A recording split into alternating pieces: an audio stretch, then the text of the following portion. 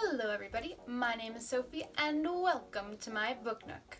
How are you guys doing? I hope you are doing well. As for me, I'm doing pretty good. I don't know how, but some way I am not stressed and I'm really managing time pretty well. I don't know how.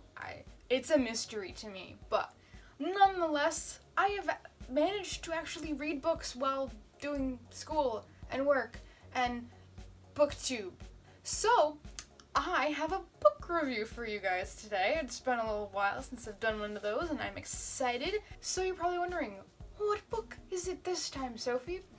And that would be Lost Souls at the Neptune Inn by Betsy Carver. I received this book from Forever Books and Grand Central Publishing, which are part of Hatchet Book Group, and here I am doing a review of it because that's why publishers send us booktubers books. So yeah, all of these thoughts are completely my own.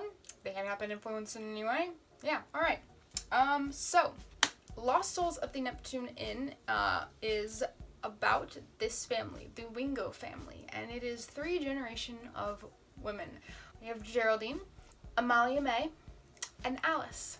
Geraldine you could say Geraldine isn't the best mother to Amalia May. In fact, she thinks Amalia May has the devil in her, and so their relationship is very distraught, and Amalia May doesn't really feel like her mother even loves her. And then Amalia May has Alice, and Alice brings a spark of joy into all their lives, except she doesn't have a father, and she's constantly looking for a father figure. So we have this family, which I guess you could describe as dysfunctional. And then a handsome stranger from the south shows up, Dillard Fox. And Dillard kind of just captivates all of the Wingo women. And what happens is Geraldine becomes closer to Amalia May, and Amalia May starts to build a life with Dillard she didn't think was possible. And Alice finally has the father figure she's been searching for. But everybody has secrets, and so does Dillard. And the secrets he's keeping could break apart all the good things that have come. This story is not like most books I read. Y'all know the kind of books I read. I read YA, I read mysteries, I read romance novels, and this is essentially just a story. It's a fiction about life. It's the reason why I requested this book is because it is set in New Rochelle, and I live in New York, and New Rochelle is a place I have visited many times because my mom's best friend lives there. So that's why I requested it. And I don't know, it sounded interesting. Like, there was obviously a bit of mystery in there with the whole secrets, though that kind of comes out, like, the reader learns about those things pretty quickly. Just the rest of the characters don't. That was interesting. I should say that I'm giving this book 4 stars, because I did really like it, but it wasn't, like, absolutely amazing or breathtaking, or I don't know how I would put it. It's just, it captivated me, but it wasn't like one of those books that I felt like I need to read, or like, I don't know how to explain it, and I feel like I'm spinning it badly. Anyway, I'd say the things that I didn't like about the book is that the characters seemed a little bland, and the dialogue didn't always fit with how the characters were supposed to be. I don't know, it kind of seemed like, maybe the best word for it would be like choppy? I don't know, it's just a little weird. But I liked the plot, and I liked seeing all the different time periods, because it basically goes from like 1920s to 1980s, and I liked seeing how this family progresses over the years, because I love those types of stories. I think that's why I like books that have like long, like series that are really long, and you get to follow the characters throughout the years.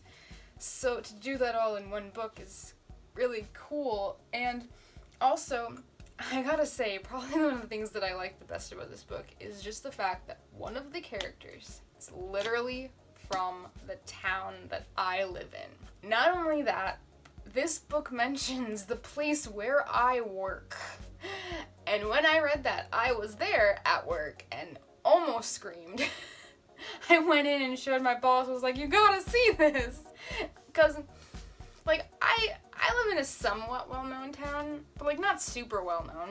And a lot of people are like, when I say where I'm from, they're like, what, where? Like, if you live in New York, and I told you, you'd probably know, but it's not someplace you see in books. And I've always been telling people that if a book is from like the state where I live in, I'm gonna like it. I never see books that mention where I live. So that alone made me really enjoy Lost Souls at the Neptune Inn just because of that. And like I said, I did like the characters. I think that's one of the things that I liked is one of the plots in this book is that kind of like everybody has secrets. And I think it's true. Everybody does. And there are sometimes things that you just don't tell everybody, and it's really just between you and God.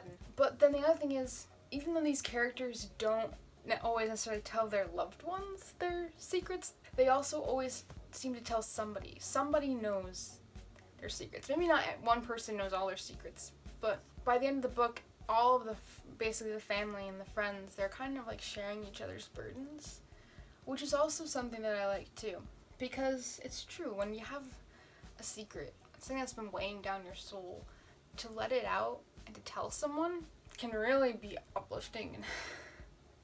So I like that plot. Yeah, I can't really say too much because it's gonna spoil the book, and I don't like to make these reviews spoilery. So I think that's really it. It's just it's a book that explores a lot of different things. It explores faith, family, friendships, love, death. It almost made me cry. Almost. It didn't, like, it's more of a plot-driven book, I feel like, than a character-driven book, which is kind of interesting because there is a lot of characters in here. But like I said, I didn't really like connect super well with the characters, and I'd seen some other reviews of people saying that. But I think it was a really good book, especially if you are looking for a book that follows a family and follows a family through generations and through multiple years. You're going to want to read this book. So check out Lost Souls at the Neptune Inn by Betsy Carver. I believe it is out now, 99% sure. I will put some links down below where you can find this book. I will also link down in the description box where you can find my Goodreads review, so you can check that out too. And let me know what you thought of this review. Let me know what you think of Lost Souls at the Neptune Inn. I would love to hear from you guys. You know, I always like talking to you guys. And if you like this video, please give it a thumbs up. If you like listening to me talk about books, please subscribe to this channel because that's what I do. And if you are not already, please follow me on Twitter at Sophie's Book Nook. In the event that I have to mark a video made for kids, you will need to be following me on there to be sure that you know that I made a video. And I think that is it, so I will see you guys next time. Bye!